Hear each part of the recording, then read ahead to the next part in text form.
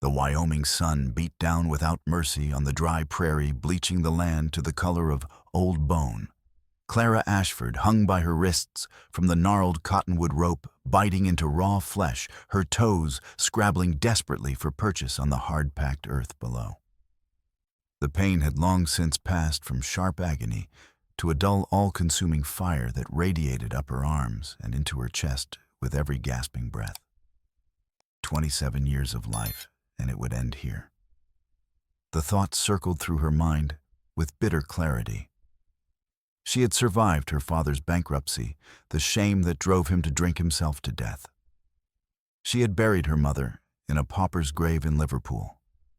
She had crossed an ocean on a disease-ridden ship, packed in steerage with other desperate souls seeking salvation in America. And for what to die, hanging from a tree in the middle of nowhere at the hands of a fat man with tobacco-stained teeth who had promised her a new life and delivered only captivity. Around her, 4 other women hung similarly suspended, Margaret, barely 19, sobbing quietly through cracked lips. Ruth, a widow of 30, whose stoic silence had finally broken into soft, hopeless moans. Anne and Beatrice, sisters who had clung to each other throughout their weeks of imprisonment, and now hung side by side, their faces turned toward one another, as if drawing strength from proximity alone. "This'll teach you gals what happens when property tries to walk away," Copper Jim Mallory drawled from 20 yards distant, his bulk settled comfortably atop a bay mare that looked weary beneath his weight. He shifted the cigarillo clamped between yellowed teeth, exhaling a stream of acrid smoke into the still air. "Reckon you understand now, don't you? Ain't no runnin' from Jim Mallory, ain't no hidin' neither." Clara's vision swam black spots, dancing at the edges. How long had they been hanging here? An hour, 2. The sun's position had shifted, but time had become elastic, meaningless. Her mind drifted dangerously toward delirium, conjuring images of her mother's face, her father's study with its leather-bound books, and the smell of pipe tobacco, the narrow streets of Liverpool in the rain. She thought of the advertisement that had brought her here, neat print on expensive paper, promising respectable marriages to frontier gentlemen passage, paid legal contracts of future. The Mallory Marriage Agency. It had seemed like Providence in answer to prayers she had not dared voice. Instead, it had been a trap one she had walked into, willingly, stupidly. 4 of Jim's men lounged nearby, rifles propped carelessly against their saddles, passing a bottle between them. One, a lean, scarred man, missing 2 fingers on his left hand, laughed at something his companion said and spat into the dust. "Boss, how much longer we keepin' 'em strung up?" the scarred man called out. Jim took his time answering, savoring his cigarillo. "Till I say otherwise, Creech. They tried to run twice now. Need to learn the lesson proper." Clara felt consciousness slipping her head, lolling forward. This was how she would die. Not with dignity, not fighting, but hanging like meat in a butcher's window, a lesson to other women who might dare to resist. Then hoofbeats. The sound penetrated her fading awareness, rhythmic and steady, growing louder. Through blurred vision, she saw a rider materialize from the heat, shimmer to the east, moving at an unhurried lope that spoke of confidence rather than urgency. As the figure drew nearer, details resolved through Clara's wavering sight: a paint horse with distinctive markings, its rider sitting with the kind of relaxed posture that suggested a man completely at ease in his own skin. Dark hair hung in 2 long braids, past broad shoulders, clad in a buckskin shirt weathered to the color of old parchment. Leather leggings worn smooth from use. A rifle rested across his thighs with the casual familiarity of long acquaintance. Lakota, some distant part of Clara's mind supplied. She had seen a few from train windows during her journey west, always at a distance, always watchful. Never this close.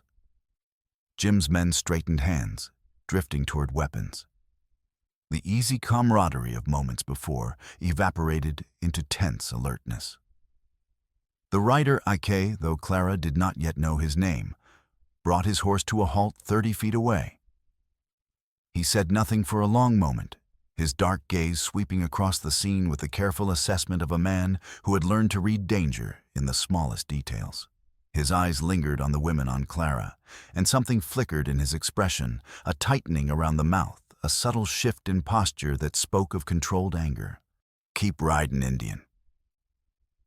Jim called out his hand, now resting openly on the revolver holstered at his hip. "This here's private business. Ain't none of your concern." Ake's gaze shifted to Jim, studied him with the same careful attention, then returned to the women. To Clara. Their eyes met across the dusty space, and despite her pain, despite the delirium clouding her thoughts, Clara felt something pass between them, a current of recognition, one survivor acknowledging another. She tried to speak, but her throat was too dry, too damaged from hours of desperate screaming that had brought no help. Only a rasping whisper emerged. "Please." Margaret found her voice as well cracked and broken. "Save us. Please, someone, save us." The plea rippled through the other women, a chorus of desperation that hung in the still air. Ake's jaw tightened. His hands shifted on the rifle, subtle but deliberate. "Release them," he said, his English accented but clear, each word precisely shaped. Jim's laugh was harsh as a crow's caw. "The hell I will. These here are my property legal contracts signed and witnessed. They owe me money, and I aim to collect." "Forged contracts?" Clara managed to gasp. "Lies, all lies." "Shut your mouth, woman," Jim snarled, then turned back to Ake. "Last chance, Redskin. Ride away, or my boys'll put you down like a sick dog." Ake's response was to shift his weight slightly, and his horse sidled a step closer.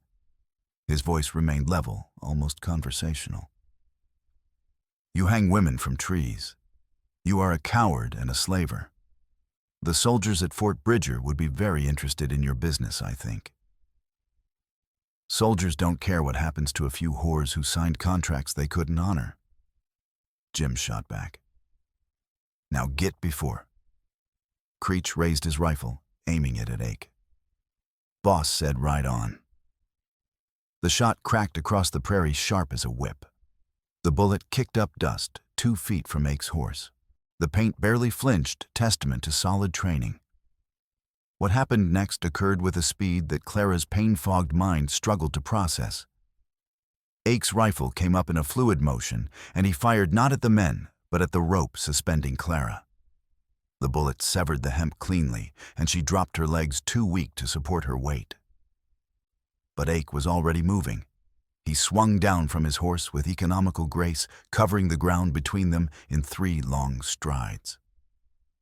His arms locked around Clara's waist before she could collapse completely, taking her weight against his body. For a heartbeat, they were pressed close, and Clara felt the steady drum of his heart through his chest, smelled sage and smoke and horse and something indefinably him. "I have you," he said quietly, his breath stirring her hair. "You are safe now. Can you stand?" Clara's legs trembled violently, but she managed a nod. His hands remained at her waist, steadying her as he quickly cut down the other women one by one. His movements were efficient, practiced, each action precise. "Bend your knees when you land," he instructed each woman. "Breathe slowly. The pain will ease." Jim and his men were shouting now, a confusion of overlapping voices. Clara saw Creech swing his rifle toward Ake's back. "Look out!" she screamed, finding her voice. Ake spun his own rifle, coming up, and fired twice in rapid succession. The first shot shattered Creech's rifle stock, sending splinters flying. The second hit the ground directly between Jim's horse's front hooves. The animal reared screaming, and Jim fought for control, his bulk nearly overbalancing from the saddle. "Run!" Ake commanded, grabbing Clara's hand and pulling her into motion. "That dry wash, the dry wash. Go!" Clara stumbled forward, her legs barely responding. Behind her, Margaret cried out, also falling. Ake caught her with his free arm, supporting both women, as they lurched toward the deep cut in the earth 50 yards to the north. Ruth and the sisters followed, moving with the desperate energy of pure terror. Gunfire erupted behind them, wild shots more warning than aimed, but deadly nonetheless. A bullet whined past Clara's ear, close enough that she felt its passage. Dust kicked up around their feet as they ran. The dry wash's edge loomed ahead, and they half ran, half fell down the steep bank, landing in a tangle of limbs and skirts in the sandy bottom. The wash was perhaps 15 feet deep, its walls providing blessed cover. Clara lay gasping, her wrists screaming agony, her head spinning. Ake vaulted down beside them moments later, leading his paint horse by the reins. Above, the thunder of hoofbeats and shouted curses echoed as Jim's men gave chase. "Move," Ake said, already pulling Clara to her feet. "They will follow. We must be distant when full dark comes. Who are you?"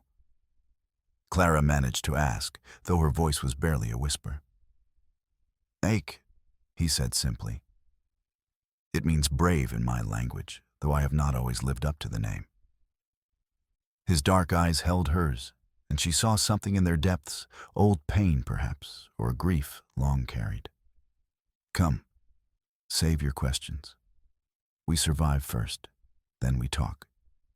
They traveled northeast along the dry wash as the sun bled toward the horizon, following its twisting path through the landscape. Clara's body screamed protest with every step, her wrists swollen and oozing where the rope had cut deep. Around her, the other women were in similar condition. Margaret weeping quietly, Ruth grim-faced and silent, Anne half carrying her sister Beatrice, whose ankle had turned during their escape. Ake moved with the silent confidence of someone who knew this land, intimately, pausing occasionally to listen or scan the terrain from the dry wash's rim. He never hurried, never showed impatience with their slow pace. But Clara sensed the tension in him, and the awareness that pursuit was inevitable. When darkness finally fell, complete stars emerging in their thousands across the vast prairie sky, Ake led them to a hidden pocket where the dry wash widened and a small seep created a damp patch of earth. "We rest here," he announced quietly, swinging down from his horse. "No fire. They will be searching through the night." Clara sank onto the cool sand, every muscle trembling with exhaustion. Around her, the other women collapsed in various stages of distress. Margaret was still crying, silent tears tracking through the dust on her face. Ruth stared at nothing, her expression blank with shock. Beatrice whimpered softly as Anne cradled her swollen ankle. Ake moved among them with surprising gentleness, examining injuries by starlight. From his saddlebags, he produced a leather pouch and a battered tin cup. "Who is hurt worst?" he asked, his voice quiet but carrying. "Beatrice," Anne said immediately, her own voice raw. "Her ankle. She fell 2 days ago when we tried to escape. Jim wouldn't let anyone help her." Ake knelt beside the younger sister, his fingers probing the swollen joint with careful precision. Beatrice hissed in pain, trying to pull away, but he held firm. "Broken," he said after a moment. "The bone is displaced. I will splint it, but she cannot walk far tomorrow. We will need another solution." He worked with methodical efficiency, using his knife to cut straight branches from a nearby juniper, stripping them smooth with practiced strokes. From his gear, he produced rawhide thongs and began binding the splint, his movement sure and steady. Clara watched his hands, scarred, weathered, but remarkably careful in their ministrations. "Where did you learn this?" she asked, her voice still hoarse. "The frontier teaches many lessons," he replied without looking up. "You learn or you die. I prefer learning." When Beatrice's ankle was secured, Ake moved to Clara. Your wrists, he said, kneeling before her. She extended her arms, and he took them, gently turning them to examine the raw, rope-burned flesh that encircled each wrist like obscene bracelets. The touch was clinical, but Clara felt her breath catch anyway, partly from pain, partly from the strange intimacy of the moment, this near stranger tending her wounds in the darkness. Before a shot was loosed, Judge Harlan had a deputy read the warrant out loud, clear as a bell in the cold air. Ake and the Lakota riders called Pike to the door and offered terms any man could understand. Lay down rifles released, the women walked to town under guard. Law first, no heroics. He poured water from his pouch, precious, carefully rationed water, onto a scrap of cloth and began cleaning the abrasions with gentle dabs. The sting was fierce, and Clara bit her lip to keep from crying out. It must be clean, Ake said quietly. Infection will kill as surely as Jim's bullets. Perhaps more slowly, but just as final. I understand, Clara managed. He worked in silence for several moments, his dark head bent over her wrists, his touch feather-light, despite his evident strength. Then, without looking up, he spoke again. You were brave today. Not all women would have kept their sense when cut down as you were. Many would have fainted panicked. The unexpected compliment brought heat to Clara's cheeks. I had little choice in the matter. There is always choice. His gaze lifted to meet hers, and in the starlight, his eyes were bottomless. You chose not to surrender to fear. That is considerable strength. He wrapped her wrists with strips of cloth, torn from his own spare shirt, the bandages firm but not constricting. His hands lingered for just a heartbeat longer than strictly necessary before he released her and moved on to treat the others. Clara found her gaze following him as he worked. There was something in his economical movements, his quiet authority, that spoke of deep competence and reliability, qualities she had learned to value above all else in this harsh land where pretty words meant nothing and survival depended on practical skill. When all their wounds had been tended, AK rationed water from his canteen, 3 careful swallows, each no more.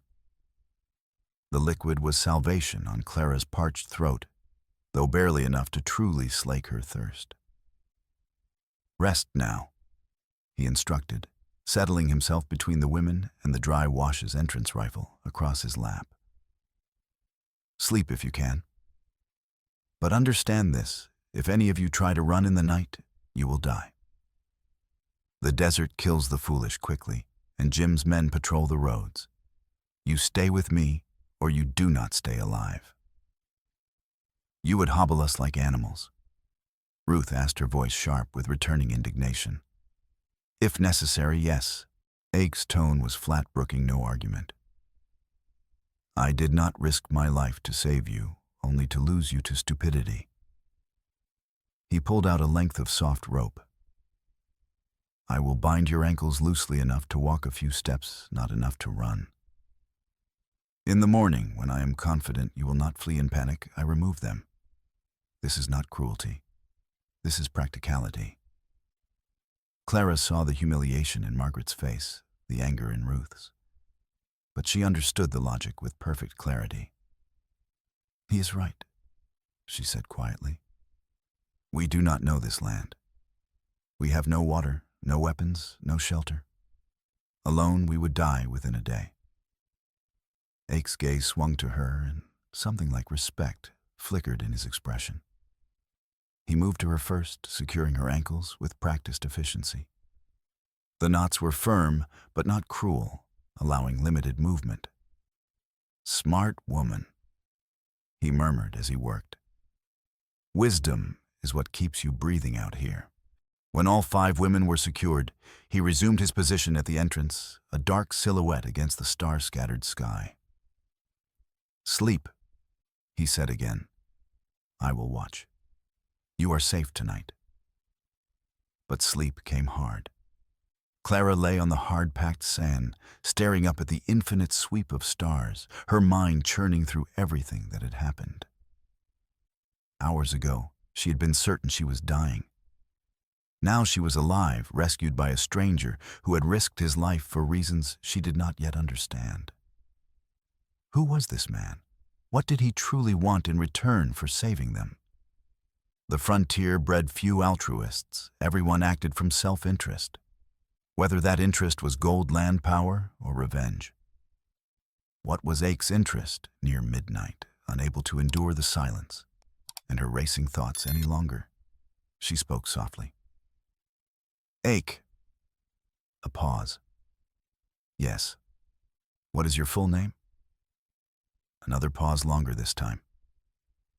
Just Ake. My Lakota name is longer, but it does not matter anymore. The priests at mission school said I needed a Christian name.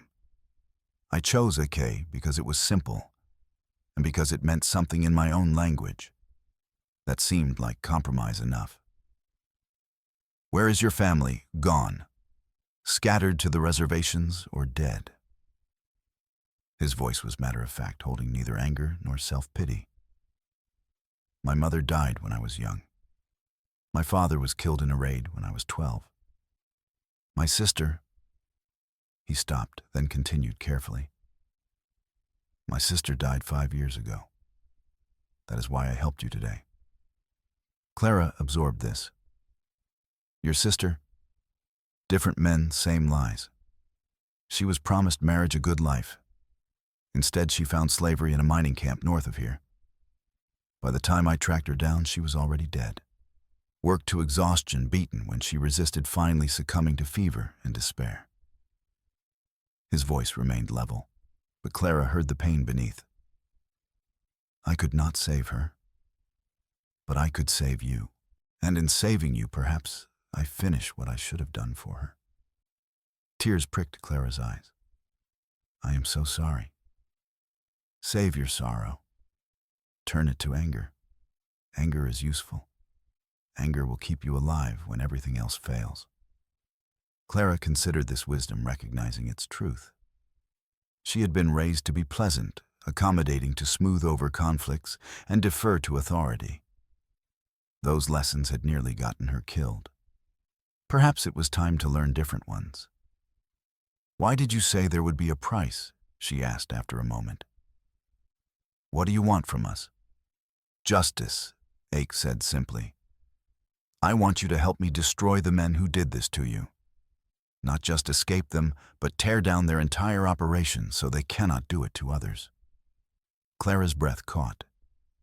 How? First, we must survive until tomorrow. Then we talk more. But think on this, Jim does not act alone. Men like him never do. There is always a network, always protectors and partners who profit. If we are smart, if we are brave, we can expose all of them. But only if you are willing to fight, not just run. The words settled over Clara like a mantle heavy with implication. She had spent weeks in Jim's captivity, thinking only of escape, of getting away. The idea of turning around and confronting her captors, of actively seeking to destroy them, it was both terrifying and strangely exhilarating. I will think about it, she said finally. Good.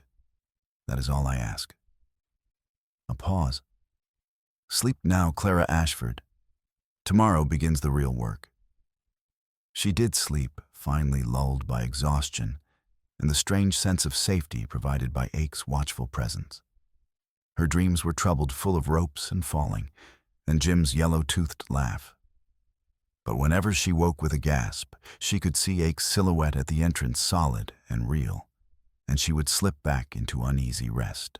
When dawn light began painting the eastern sky in shades of rose and gold, Aka woke them all, and as promised, removed their ankle bindings. He allowed them each a small meal from his supplies, dried meat that was tough as leather and hardtack, that required soaking in water to be edible. But it was sustaining. As they ate, he explained his plan. Fort Bridger is 8 days north on horseback. On foot with injuries, perhaps 12. But we cannot take the roads. Jim controls them through bribes and intimidation. We must travel through back country, staying hidden during the day, moving at dawn and dusk. 12 days. Margaret said, her voice rising with panic. We cannot possibly. You can, Ake said firmly. Or you will die. Those are the choices. Everything else is just details. His gaze swept over them all. If anyone truly cannot continue, tell me now. I will not force you. But understand that staying behind, it means death either from exposure or from Jim's men. No one spoke. Good. Then we move now before full light. Clara, you will ride with me. The rest will walk, but we will move slowly. Beatrice, your sister, will support you. We rest in the heat of the day, travel morning and evening. 8 days. That is what we must endure. As they prepared to depart, a sound froze everyone in place, hoofbeats approaching from the east. Ake moved instantly, positioning himself between the women and the dry wash entrance rifle ready. But when the rider appeared at the rim, Ake relaxed fractionally. Friend, he said quietly. The man who guided his horse down the steep bank was perhaps 50, with iron-gray hair and a weather-beaten face that spoke of decades on the frontier. He wore a black coat despite the morning warmth and carried a worn leather medical bag tied to his saddle. Ike. He greeted, his voice cultured and kind, at odds with his rough appearance. Got your signal last night, smoke pattern at sunset. I came as quick as I could. His gaze swept over the women, and his expression tightened with anger. These the ones Copper Jim has been hunting? Yes. Dr. Hale, meet Clara and her companions. They need medical attention I cannot provide. Hale dismounted and immediately began examining the women with professional efficiency, his movements gentle but thorough. He checked Beatrice's splint and nodded approval at Ake's work, then produced fresh bandages and a small brown bottle from his bag. Carbolic solution, he explained to Clara as he cleaned her wrists with the sharp-smelling liquid. Keeps infection at bay better than water alone. The English surgeon Lister has proven its efficacy. We are finally learning to apply his methods out here in the territories. As Hale worked, he spoke quietly with Ake in tones too low for Clara to catch more than fragments. Judge Harlan arrives Fort Bridger in 8 days. Telegraph ahead. Helen Pritchard can help. Safe houses. When Hale finished tending their wounds, he pressed packets of herbs and extra bandages into Clara's hands. Steep these in hot water if you find any. They will ease pain and promote healing. Yarrow and willow bark, the Lakota have used them for generations, and they work as well as anything from a pharmacy. His eyes, kind and sad, held Clara's. Be strong, young woman. You are in the best possible hands with Oki. He is a man of honor, rare enough out here that it bears mentioning. Trust him, and you will survive this. Thank you, Doctor. Clara managed her throat tight with gratitude. Hale clasped Ake's forearm in a gesture of comradeship. I will ride to Helen today. She will meet you at Copper Creek in 3 days with supplies and perhaps a wagon. There is an old line shack there, abandoned but weather-tight. You know the one. I do. Ake confirmed? Good. And Ake, be careful. Jim has convinced Sheriff Cobb to deputize his men, gives them legal authority to search and seize. Anyone harboring you could be arrested as accomplices. Then we avoid everyone until we reach the judge. After Hale departed, riding back the way he had come, Ake helped Clara onto his paint horse. The animal was smaller than the draft horses she had known in England, but solidly built and calm. Ike swung up behind her, his body warm and solid at her back, his arms reaching around her to take the reins. The intimacy of the position made Clara acutely aware of every point of contact or spine against his chest, his thighs framing hers, his breath stirring her hair when he leaned to scan the horizon. It should have been uncomfortable, even frightening, to be so close to a man she barely knew. Instead, she felt safer than she had in months. "Hold steady," he murmured near her ear, and she felt the words as much as heard them, a low rumble that vibrated through his chest into her back. They moved out, following the dry wash northeast as the sun climbed. Behind them, the other women walked in a straggling line, Anne supporting Beatrice, Margaret, and Ruth following. Progress was painfully slow, but Ake never showed impatience, adjusting their pace to what the weakest could manage. As the morning wore on and the heat built, Clara found herself leaning back against Ake's chest, trusting his strength to keep her upright. His body was solid and warm, a bulwark against the uncertainties ahead. She felt the shift of his muscles as he guided the horse, the steady rhythm of his breathing, and the occasional brush of his hand against her waist when he adjusted position. It was madness to feel anything in these circumstances, she told herself firmly. They were fugitives, hunted by ruthless men, facing impossible odds. Romance was a luxury for people with prospects, and safety, neither of which applied to their situation. And yet, with every mile, she felt the connection between them deepening, not romance exactly, but something equally powerful. Trust, perhaps, or recognition of kinship between two people who had learned survival's hard lessons and emerged scarred but unbroken. By midday, they had covered perhaps 8 miles, and Ake called a halt in a deep wash where cottonwoods provided shade. They collapsed gratefully, sharing the last of the water. "We need to find more soon," Ake said, studying the horizon. "There is a spring another day north, if we can reach it." "And if we cannot?" Ruth asked, her tone sharp. "Then we drink our own urine and hope we survive long enough to find water after that." Ake's bluntness shocked them all into silence. This is the reality of the frontier. Everything wants to kill you: the heat, the cold, the land itself. We survive by being smarter and tougher than the things trying to kill us. So we will find water, because the alternative is unacceptable. As they rested, Clara studied him covertly. In the daylight, she could see details she had missed in darkness: the fine scars that marked his hands and forearms, testament to a life of hard work and danger. The strong line of his jaw, the way his dark eyes constantly scanned their surroundings, never fully at rest, always watchful. He caught her looking and raised an eyebrow in silent question. "Thank you," Clara said simply, "for everything." "Do not thank me yet," he replied. "We have a long way to go and many dangers ahead. Thank me when we reach Fort Bridger alive." "I will," Clara promised, and something in her tone made him look at her more closely, his gaze searching her face. "You are different from this morning," he observed. "The fear is still there, but something else is growing." "What?" Clara considered the question carefully. "Anger," she said finally. "You were right about that. And determination. I have spent weeks being afraid, being helpless. I am tired of it. I want to fight back." A slow smile spread across Ake's face, transforming his usually serious expression.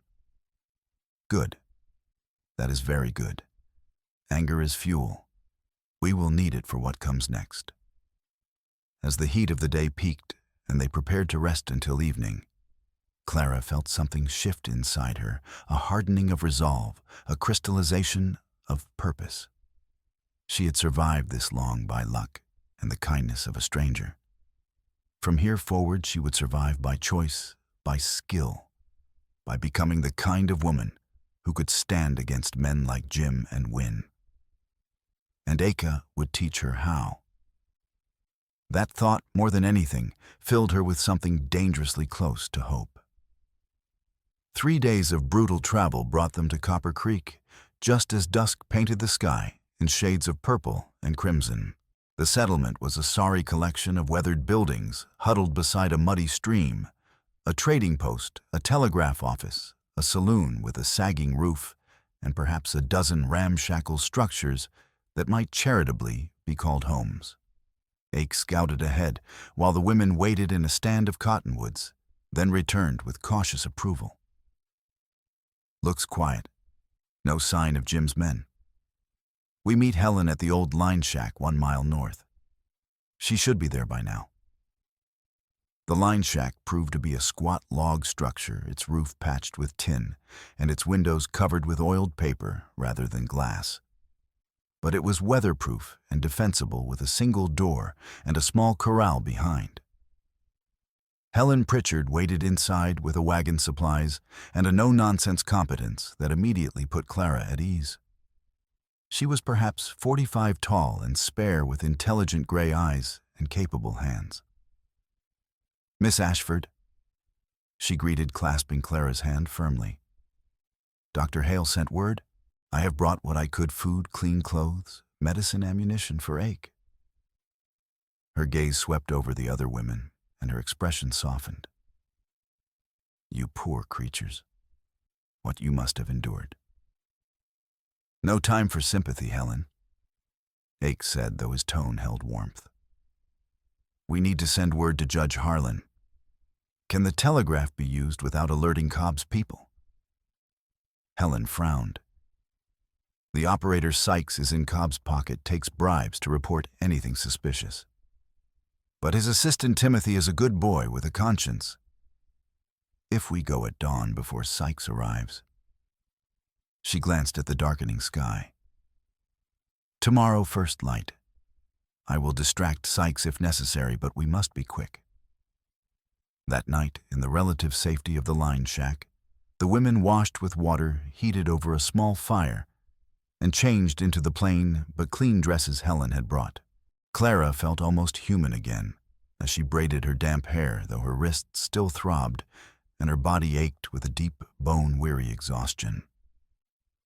As she worked, she caught Ake watching her from across the room where he sat cleaning his rifle.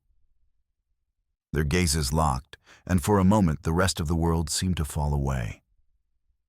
She saw something in his eyes, recognition perhaps, or acknowledgement of the connection growing between them.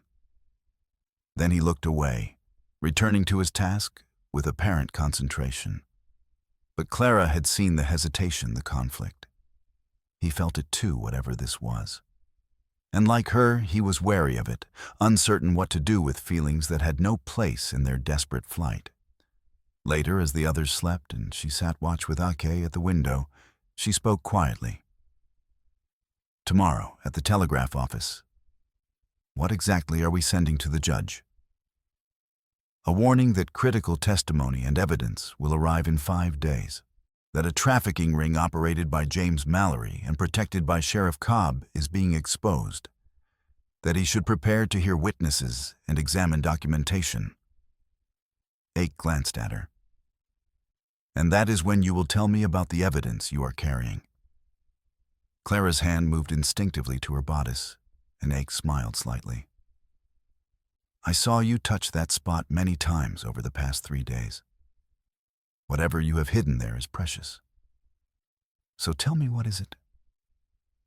Clara hesitated, then began unbuttoning her dress. The other women were asleep, and Ake turned his back, giving her privacy. She reached into her corset, feeling along the boning until her fingers found the small folded papers, carefully stitched into a hidden pocket. "You can look now," she said softly. Ake turned and she handed him the papers. He moved to where moonlight fell through the window and unfolded them carefully. His expression, always controlled, tightened as he read. "Names," he murmured. "Dates," murmured. "Money amounts. This is from Jim's ledger. Yes.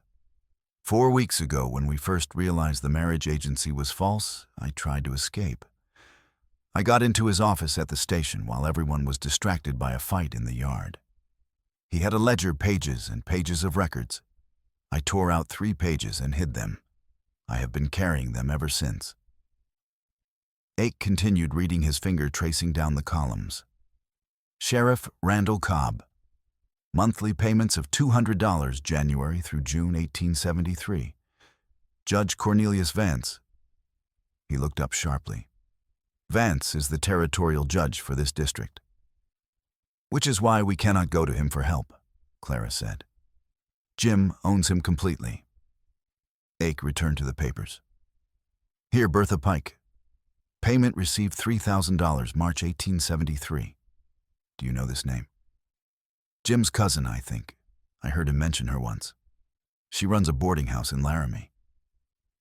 $3,000, Ake said slowly. That is not a bribe. That is an investment. Or a loan. His gaze sharpened. She is financing the operation. Jim is not the top, he is middle management answering to her. They sat in silence, absorbing the implications. The network was even larger and more organized than they had suspected.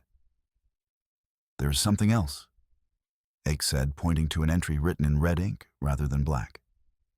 Here, family debt obligation $12,000. And here in the margin, just initials SP. He looked at Clara. Who is SP? I do not know. I never heard Jim mention anyone with those initials. Ake folded the papers carefully and handed them back. Guard these with your life. They are proof, solid, undeniable proof of a criminal conspiracy. With these and your testimony, we can destroy everyone involved. Clara tucked the papers back into their hiding place and rebuttoned her dress. What will happen to them, to Jim and Cobb and the others? Prison, if they are lucky. Hanging if the judge is not feeling merciful. Ake's voice was flat. But more importantly, their network will be broken. The women they were planning to traffic will be saved. That is what matters.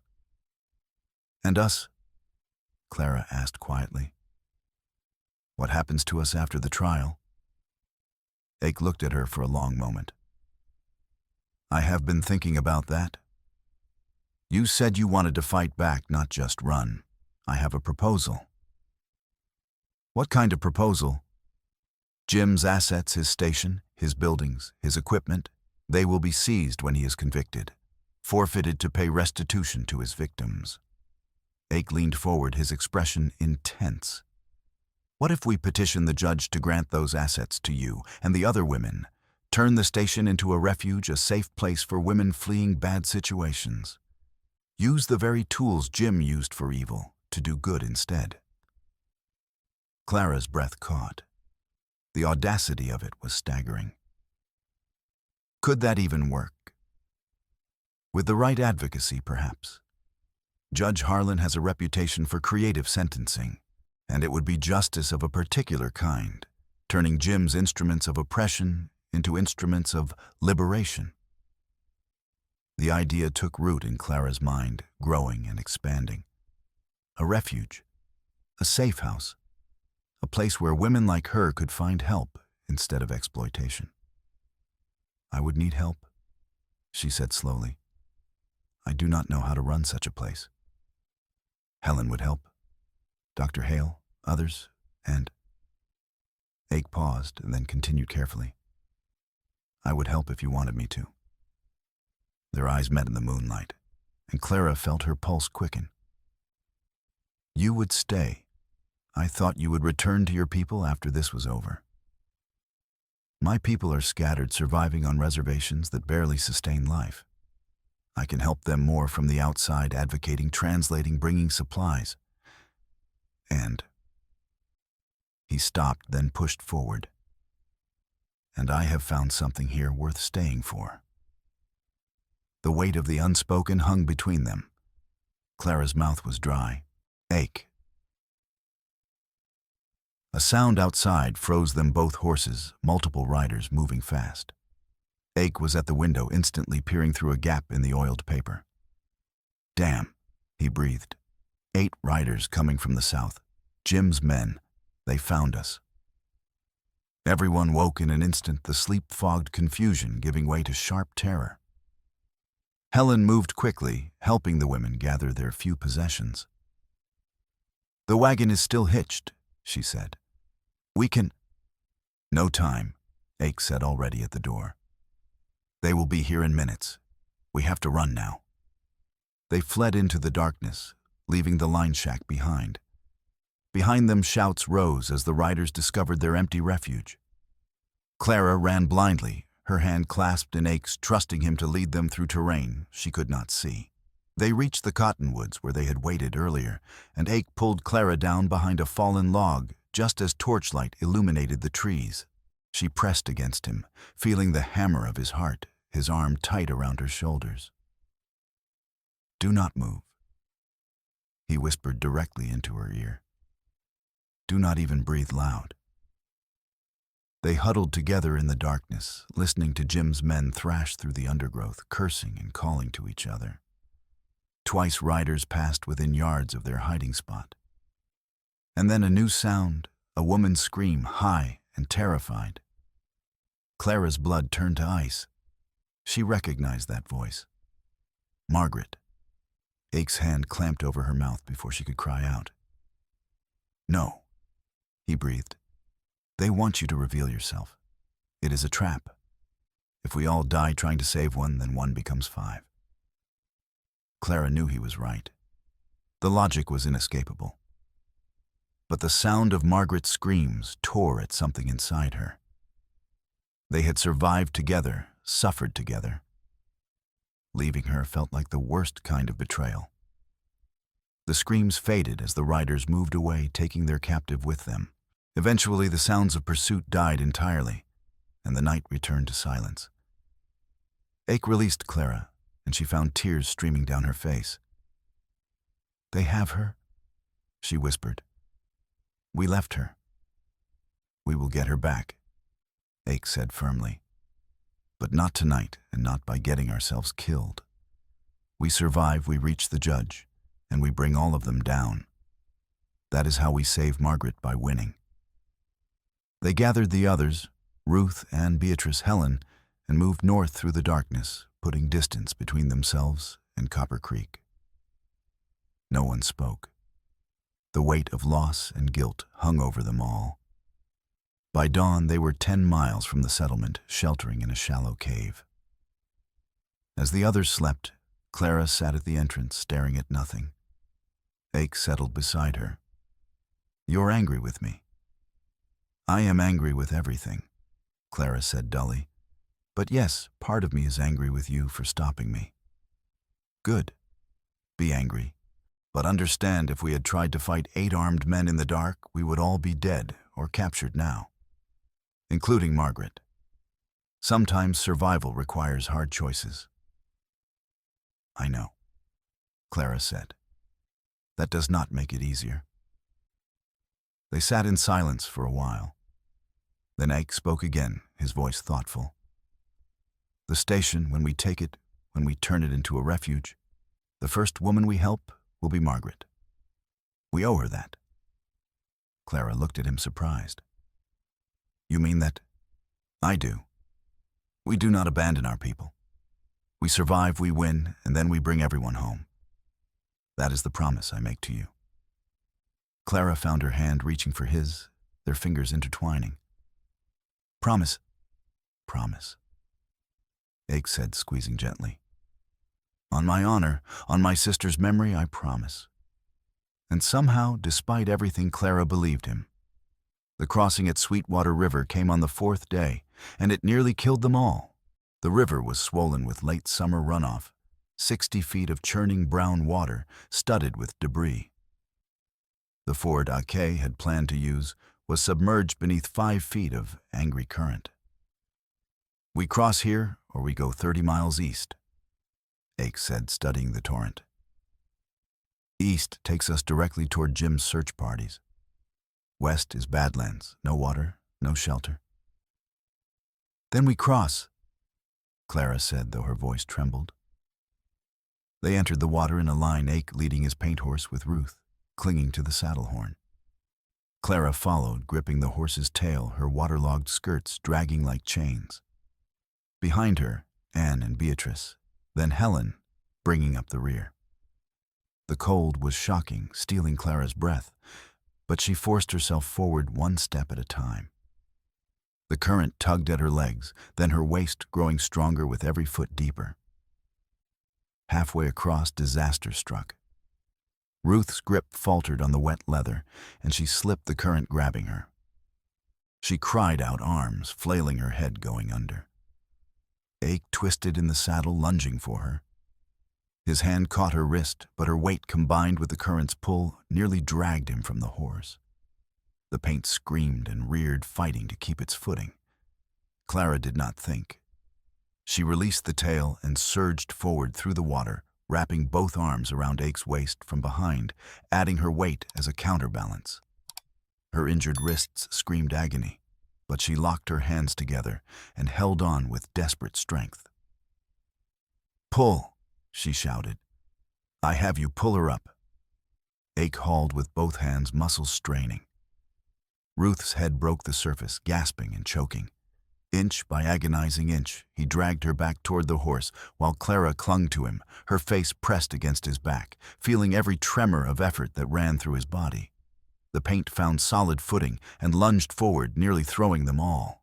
They crashed into the shallows on the far bank in a tangle of limbs and sodden cloth, coughing and gasping. Clara found herself still holding Ake, her arms locked around him, his hand covering hers where it gripped his side. They stayed like that for a long moment, both trembling with reaction and exhaustion. Then Ake turned his head, and their faces were inches apart, both dripping, both breathing hard. His dark eyes searched hers with an intensity that made her pulse stutter. "Thank you," he said quietly. "You saved her. Saved us both." "Partners," Clara managed through chattering teeth. "You said we do this together." Something flickered in his expression, something warm and fierce and undeniable. His thumb brushed across the back of her hand, where it still rested against his ribs, a deliberate touch that sent heat through her, despite the icy water. "Yes," he said. "Partners. In all things." They helped Ruth to her feet and checked on the others. Everyone had made it across, although all were soaked and shaking with cold and shock. "We need fire and dry clothes," Helen said practically. "There is deadfall in those cottonwoods. We can risk a small fire if we keep it to coals." As they made camp and dried out, Clara caught Ake's gaze more than once across the small fire. Each time something passed between them, acknowledgement perhaps of how close they had come to tragedy, and gratitude for their continued survival. When he came to check her wrists, later rewrapping the bandages that had come loose in the water, his touch lingered. "You were brave today," he said quietly. "Very brave." "So were you." "We are well matched then." His eyes met hers, and Clara saw the conflict, their want and caution, connection and fear of complication. She felt it too, that pull toward him growing stronger with every shared danger, every moment of trust. But they were still running, still hunted. There was no space for this, whatever it was. Not yet, but soon perhaps, if they survived. That night, as they rested, a new arrival changed their circumstances. A rider approached their camp, an older man, weathered and worn, leading a pack mule. Ake had his rifle up instantly, but relaxed when he recognized the newcomer. "Henry, I did not expect to see you." Henry Coulter was perhaps 60, with a face carved by wind and hardship, and a sorrow that sat heavy in his eyes. "Heard from Doc Hale what you folks are doing," he said without preamble. "Want to help?" "Why?" Clara asked. "You do not know us." "Don't need to know you to know Jim Mallory." Henry's voice was rough with barely contained rage. "He took my niece 3 years back. She was 17, pretty as sunrise, believed his lies about a good marriage out west. She died in a lumber camp up north, worked half to death, beaten when she resisted, finally succumbed to pneumonia and a broken spirit." His hands clenched on his saddle horn. I couldn't help her. Maybe I can help you. We welcome your aid, Ike said formally, clasping the older man's forearm. We need all the friends we can find. Henry brought supplies, food, ammunition, blankets, and critical intelligence. Jim's got 8 men deputized now, legal-like, with Cobb backing the papers. They're checking every ranch, every town between here and Fort Bridger. Posted rewards to $500 for information leading to capture of the fugitive women. $500, Ruth said bitterly. That is what our lives are worth. You're worth more than that to Jim, Henry said grimly. You're worth his whole operation. That's why he won't stop until you're dead, or he is. They traveled together for the next 2 days, Henry's local knowledge proving invaluable. He guided them through terrain that offered cover, knew where to find water, and provided early warning when other riders appeared on the horizon. On the 6th day, they encountered their first serious obstacle. A narrow ledge running along a cliff face, barely wide enough for a single horse, with a 100-foot drop to razor-sharp rocks below. Devil's backbone, Henry said. Only way through without adding 3 days to our journey. They crossed single file, hugging the cliff wall, not looking down. The wind was fierce at this height, plucking at their clothes, threatening to push them over the edge. Clara kept her eyes fixed on Ake's back ahead of her, focusing on the steady rhythm of his steps, trying to ignore the sickening drop mere inches to her left. Halfway across, Beatrice's splinted ankle betrayed her. She stumbled with a small cry, beginning to slide toward the edge. Anne grabbed for her, but their combined weight pulled both sisters toward the precipice. Ake dropped to his knees. In an instant, one hand locked on a crack in the rock, the other seizing Anne's wrist as she slid past. Clara threw herself flat, grabbing Ake's belt with both hands, bracing him against the pull. Helen caught Beatrice's other arm. For a terrible moment, they hung suspended, a human chain over empty air muscles, screaming fingers slipping in sweat and desperation. Pull, Ake gritted through clenched teeth. All together. Now. They hauled in unison breath, sobbing in their chests, every muscle straining. The sisters scrambled back onto the path, collapsing against the cliff wall. Clara felt Ake shaking beneath her hands, his body trembling with effort. She realized she was trembling too, adrenaline flooding her system in the aftermath of near disaster. Everyone all right? Ake called out, not moving yet. A chorus of shaky affirmatives. Then we keep moving, slowly, no more mistakes. They completed the crossing and collapsed on solid ground on the far side. Clara found herself pressed against Ake's side, his arm around her shoulders, both of them gulping air. Too close, she managed. Everything is too close now, he replied. But we are still alive, still moving forward. His hand found hers, their fingers interlacing with a familiarity that felt both new and ancient, as if they had been doing this forever. Clara squeezed hard, needing the contact, the reassurance. That evening, camped in a shallow cave, they shared the last of their food, a meager meal that did little to satisfy, but at least took the edge off hunger. 7 days of hard travel had worn them all down to shadows of their former selves. Clara's dresses hung loose, her face gaunt, dark circles beneath her eyes. The others looked no better. One more day, Ruth said softly, staring at the small fire. One more day to Fort Bridger and Judge Harlan. If we make it, Anne added darkly. We will make it, Clara said with more confidence than she felt. She looked at Ake. We have come too far to fail now. He nodded, but his expression was troubled. You should all understand, when we reach Fort Bridger, there will be a confrontation. Jim and Cobb will not surrender quietly. They have too much to lose. There will be violence. Some of us may die. The blunt honesty silenced them all. Then we make sure the right people survive. Clara said finally. We protect each other. That is what we have been doing all along. That night, long after the others slept, Clara and Ake kept watch together. They sat close shoulders, touching, sharing warmth against the cold mountain air. Clara, Ake said quietly, not looking at her. I need you to know something. If tomorrow goes badly, if I do not survive, do not. Clara interrupted fiercely. Do not say such things. It needs to be said. He turned to face her, his expression serious. If I fall, you keep going. You reach the judge. You tear down Jim's network. You build that refuge we talked about. You do not stop no matter what happens to me. Promise me. Tears burned Clara's eyes. I cannot promise that. You must.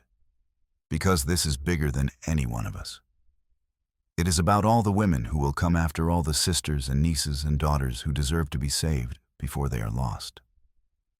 His hand came up to cup her cheek, his touch gentle despite the calloused roughness of his palm. Promise me, Clara. Please. Only if you promise the same, she said, her voice breaking.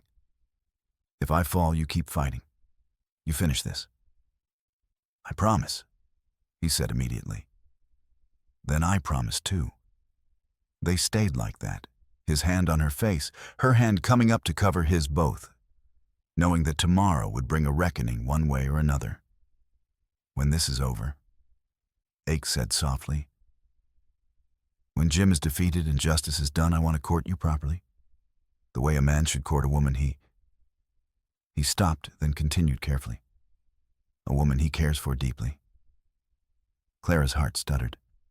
Ake, you do not have to answer now. Just know that is my intention. If we both survive. When we survive, Clara corrected and saw a small smile touch his lips. When we survive, he agreed. The kiss, when it came, was soft and careful, a promise rather than passion, a beginning rather than culmination. His lips were warm against hers, tasting of coffee and smoke. And Clara felt something inside her chest crack open, spilling heat through her whole body. When they pulled apart, both were breathing unsteadily. We should not, Clara whispered. No, Ake agreed. We should not. But neither moved away, and when they resumed their watch, it was with their hands still clasped, their shoulders still touching, and a new understanding settling between them like a benediction. Dawn brought disaster. They woke to find Henry gone, not fled, but taken. His bedroll was empty, his horse missing, and tracks showed a struggle and multiple riders. A piece of paper was pinned to a tree with a knife. We have your friend. Come to Willow Springs by noon if you want him back. Come alone, Ashford woman, or he dies slow. Jim. Clara stared at the note ice flooding her veins. It is a trap. Of course it is, Ake said grimly. But that does not mean we can ignore it. You cannot possibly be considering I am not. Ake's tone was flat. You are not going anywhere near Jim. But we also cannot simply abandon Henry, so we need another plan. They debated for an hour, voices tense and low.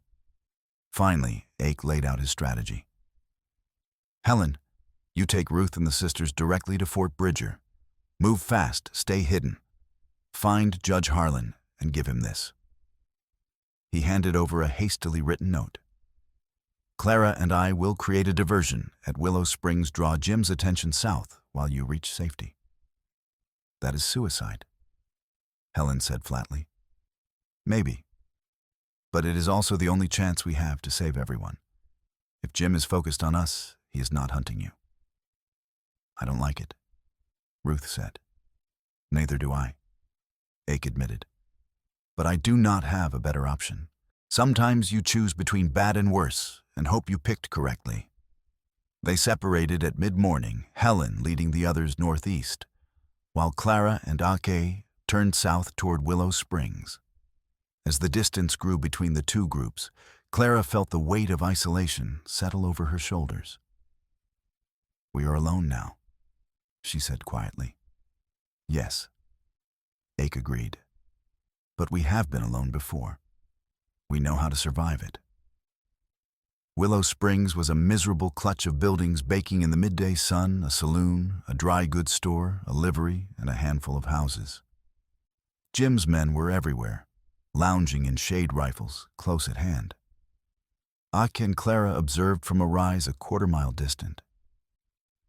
12 men I can see," Ake said. "Probably more inside buildings. And there—" He pointed toward the saloon's hitching post. "Henry's horse. So they really do have him. Or they want us to think they do. Either way, we are not riding down there like fools." "Then what do we do?" Ake smiled sharp and predatory. "We make them come to us." He fired 3 shots into the air, the reports echoing across the settlement. Then they rode west at a gallop, not toward safety, but toward the Badlands' broken country full of dry washes and stone formations. Behind them, shouts rose.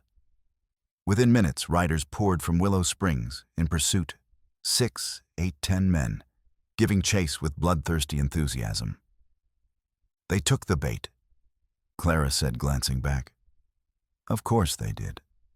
Men like Jim are predictable. They always want to finish things, personally prove they are the strongest." Ake guided his horse into a narrow canyon. "Now we show them the difference between strong and smart." The canyon was a maze, twisting and turning, full of dead ends and hidden passages. Ake navigated it with the confidence of someone who had scouted thoroughly beforehand, always staying just ahead of their pursuers, letting them think victory was close.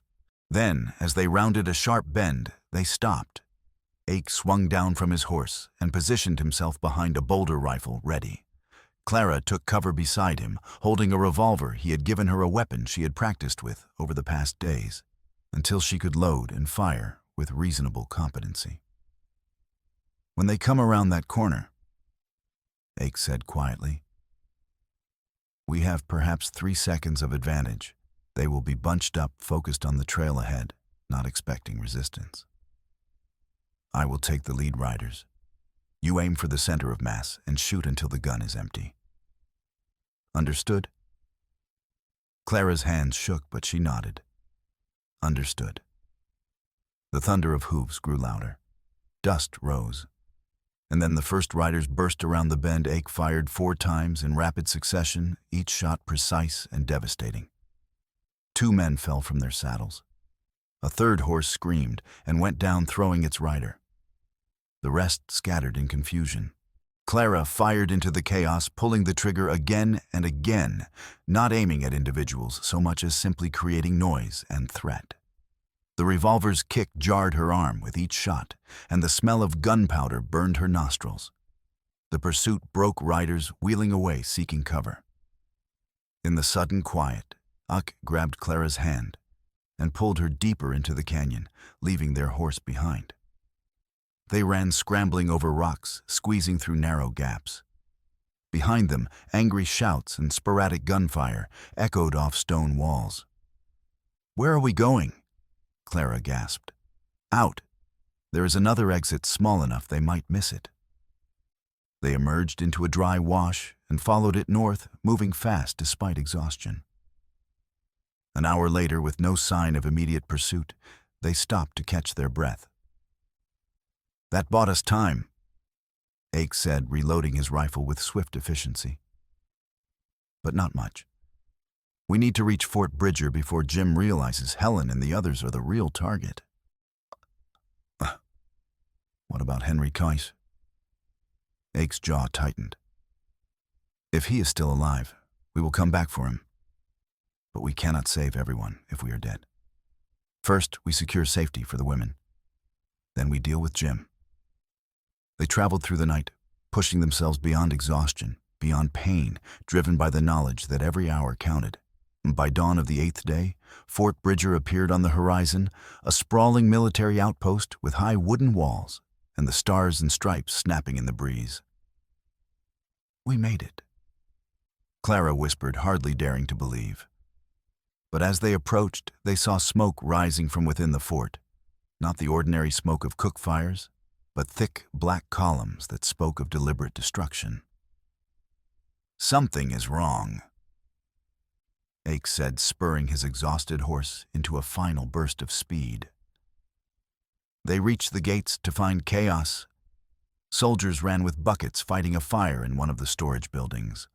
Officers shouted orders, and in the center of the parade ground, a group of figures clustered Helen and the others, surrounded by soldiers and facing them. Sheriff Randall Cobb himself, backed by 6 armed deputies. "There she is," Cobb roared, pointing at Clara. "The fugitive, arrest her." Ake's rifle came up, but they were surrounded by soldiers who also drew weapons, uncertain who to believe. "Stand down," a new voice called out, sharp with authority. A man in a black frock coat strode forward, white beard, bristling eyes like flint. "I am Judge Harlan, and I will have order in my presence." Everyone froze. Harlan's gaze swept the scene, taking in everything: Cobb and his deputies, Helen and the women Clara and Ake on their exhausted horse. "Sheriff Cobb," he said coldly, "you will explain why you are attempting to arrest these women." "They are fugitives, Your Honor," Cobb said, his tone oily with false respect. "Debtors who broke legal contracts. I have warrants. Forged warrants." Clara said, her voice shaking but clear. She swung down from the horse, pulling the precious ledger pages from her bodice. "I have evidence, Your Honor. Proof of a trafficking ring operated by James Mallory and protected by Sheriff Cobb. Names, dates, payments, all of it documented." She walked forward, aware of Ake moving to flank her, and handed the papers to Judge Harlan. He unfolded them, his expression growing darker with each line he read. "These are serious accusations," he said finally. "They are truth," Clara replied. "And we have testimony to support every claim. 6 women willing to speak under oath about what was done to us, plus documentation from Dr. Hale, statements from Helen Pritchard, and—" "Your Honor, this is slander," Cobb interrupted. "I am a duly elected. You are accused of corruption and conspiracy," Harlan snapped. "And these documents suggest the accusations have merit. You will surrender your weapons and submit to questioning. Now."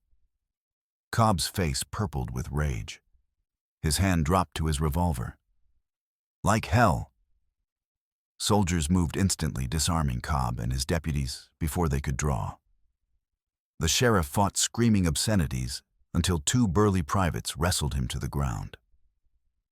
As Cobb was dragged away, still shouting threats, Judge Harlan turned to Clara. "Miss Ashford, I presume I received your telegraph. You have been quite resourceful." "Thank you, Your Honor." Clara's legs suddenly felt weak, and she swayed. Ake's arm came around her waist, steadying her. "You are safe now," Harlan said, his voice gentling. "You and your companions. I will hear your testimony, examine this evidence, and if it proves as damning as it appears, I will see that justice is done. You have my word." Clara wanted to feel relief, but exhaustion and shock were crashing over her in waves. "Henry Coulter?" she managed. "Jim has him. Willow Springs. We have to—" "I will send soldiers immediately," Harlan promised. "Rest now. You have done enough." Ake guided Clara toward the fort's hospital, where Dr. Hale, who had ridden in earlier with Helen, waited with clean beds and medical supplies. As Clara sank onto a real mattress for the first time in 8 days, she felt tears finally come, great shuddering sobs of relief and exhaustion and overwhelming gratitude. Ake sat beside her, his hand holding hers, his thumb brushing across her knuckles in small, soothing motions. "You were magnificent," he said quietly. "You fought with honor and courage. Your testimony will change everything." "We fought," Clara corrected through her tears. Together. Yes, he agreed softly. Together. She fell asleep, still holding his hand, and even in her dreams, she knew she was finally truly safe. But the battle was not quite over yet.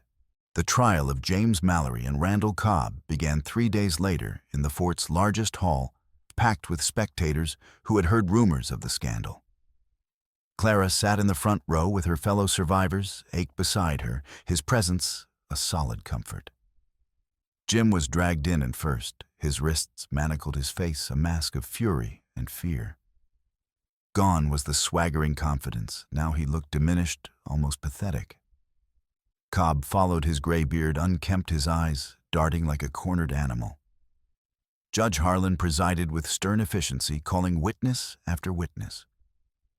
Clara testified first, recounting every detail of her ordeal, the fraudulent advertisement and the weeks of captivity, the escape attempts, the hanging. Her voice remained steady despite the difficulty, and when she finished, she saw tears on many faces in the gallery. Ruth testified next, then Anne and Beatrice. Margaret, rescued by soldiers from Willow Springs, along with Henry Coulter, bruised but alive, gave her account in a voice raw with emotion. Dr. Hale presented medical evidence of abuse. Helen detailed her investigation into Cobb's corruption. The ledger pages were entered into evidence, each entry read aloud. The courtroom gasped when Judge Vance's name appeared. He had fled the territory 2 days earlier, confirming his guilt by cowardice. But the most shocking testimony came from an unexpected source. On the trial's second day, a woman was brought forward, Bertha Pike, arrested in Laramie, attempting to board a train east.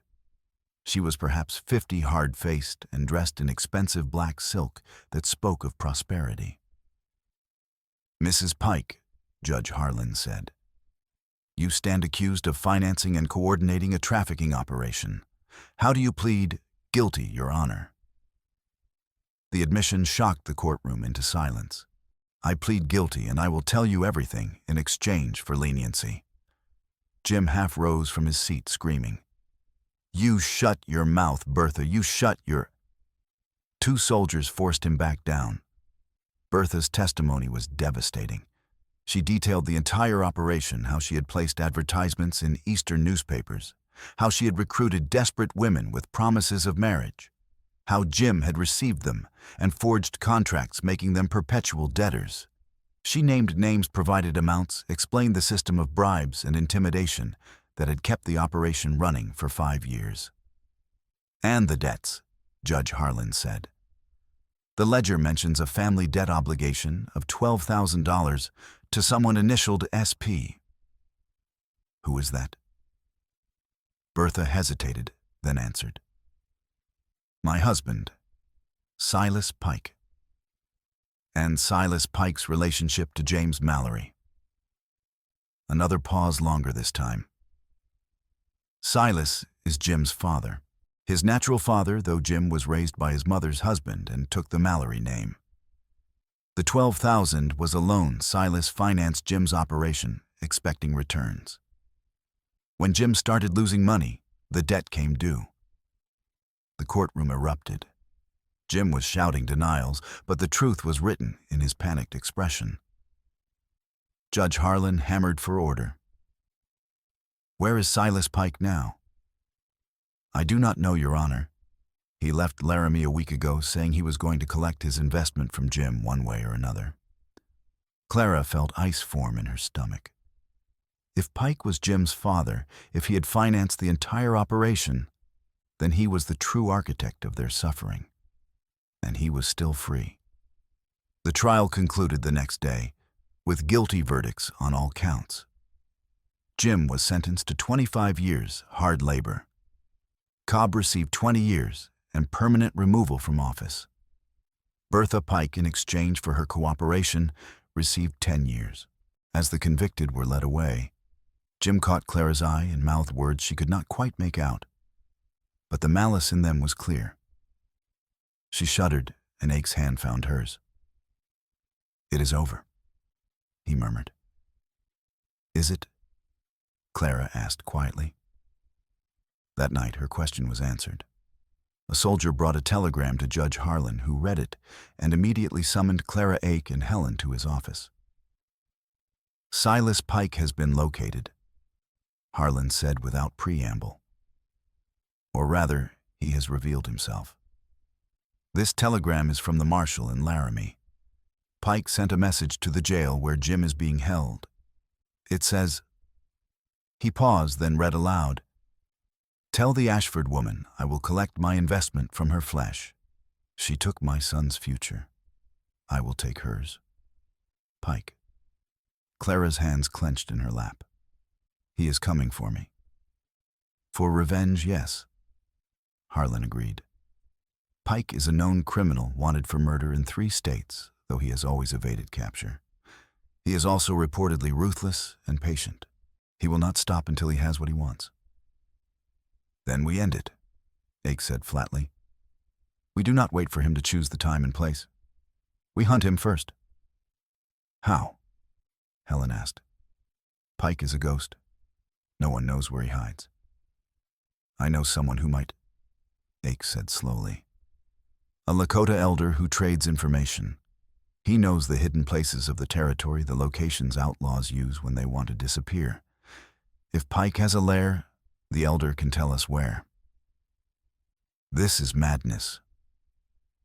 Ruth said she had entered the office during the conversation. "You want to deliberately confront a killer. Better than waiting for him to strike when we are vulnerable," Ake replied. "Clara." Clara thought of Margaret's screams in the darkness of Henry's bruised face after his rescue of all the women who had suffered because men like Jim and Pike viewed them as property. She thought of the refuge she wanted to build, the future she dreamed of, none of which would be possible while Pike's threat hung over them. "I will go," she said, "but not alone. We all go, you, me, Helen, if she is willing, and soldiers for support. We end this threat completely, or we do not rest easy ever again." Judge Harlan studied her for a long moment, then nodded. "Very well. I will provide a military escort. We leave at dawn." They rode north for 2 days, following information provided by Ake's contact, a Lakota elder named Chatan, who had agreed to guide them in exchange for future considerations for his people. The destination was a ranch in the Badlands, north of the Platte River, a fortified compound hidden in a box canyon. As they approached, Clara felt her heart hammering against her ribs.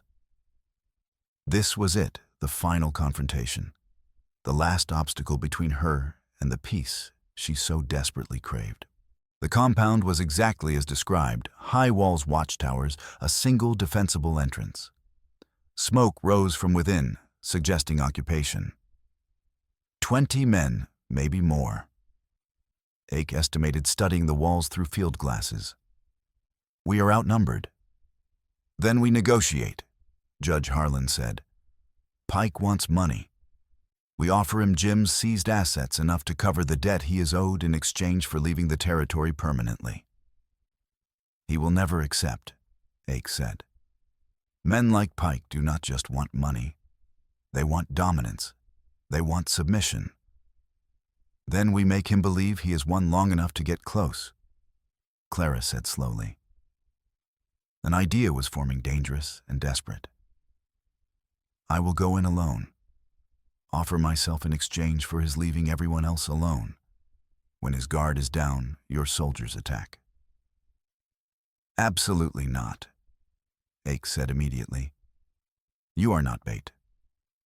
"I am already bait," Clara replied. "He wants me specifically. Let us use that." They argued for an hour, but Clara would not be swayed. Finally, they agreed on a modified plan. Clara would approach under a white flag, but Eka would accompany her, and soldiers would position themselves around the compound before any confrontation began.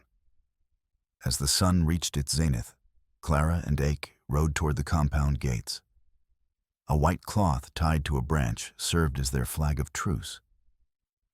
Behind them, hidden in the broken landscape, 30 soldiers waited for the signal. The gates opened, and they were escorted into a dusty courtyard. Men with hard faces and harder eyes watched from every angle, weapons visible and ready. Silas Pike emerged from the main building, a mountain of a man, 6.5 feet tall, and built like a bull with cold blue eyes that held no mercy.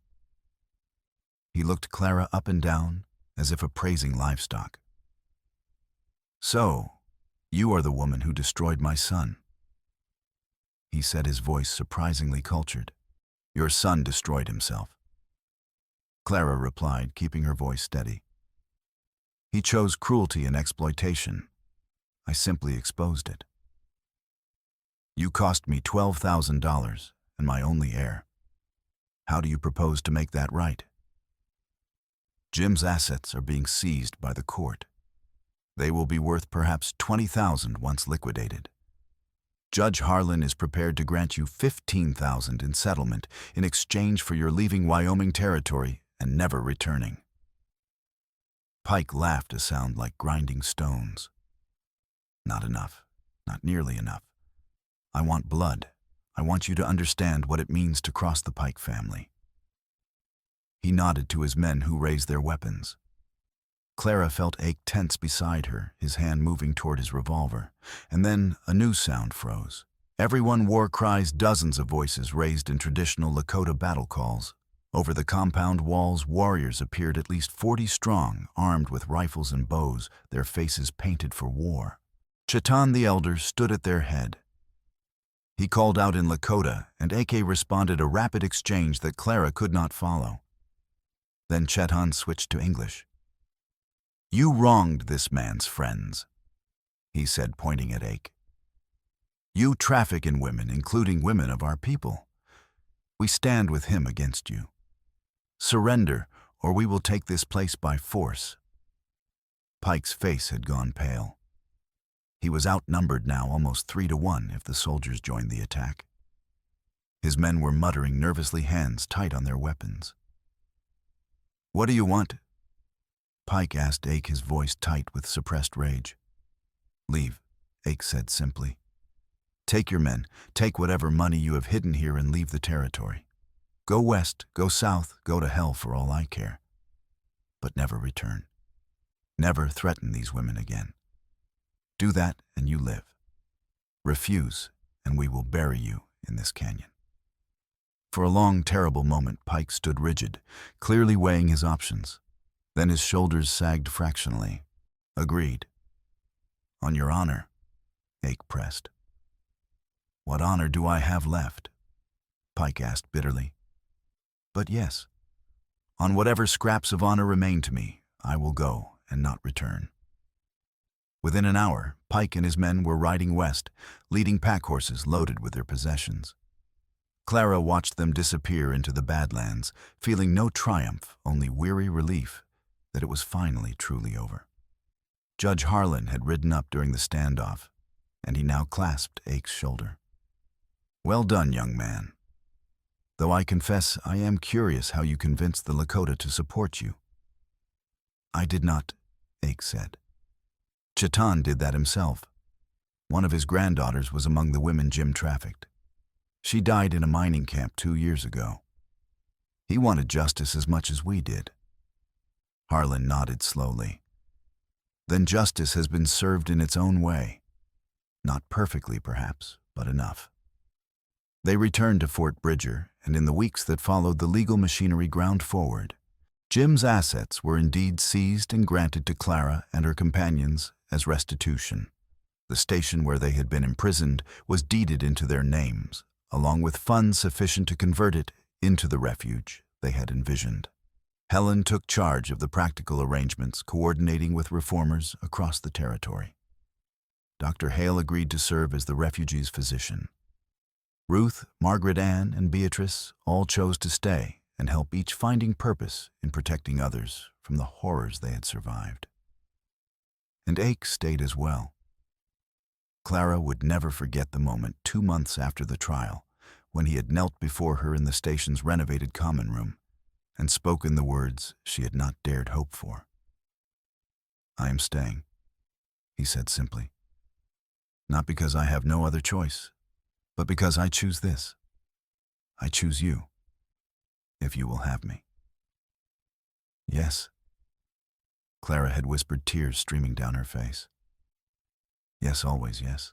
They were married 3 months later in a quiet ceremony at the fort's chapel with Judge Harlan presiding and all their friends in attendance. Clara wore a simple dress of cream muslin, and Ake wore his finest buckskins with a vest Helen had helped him select.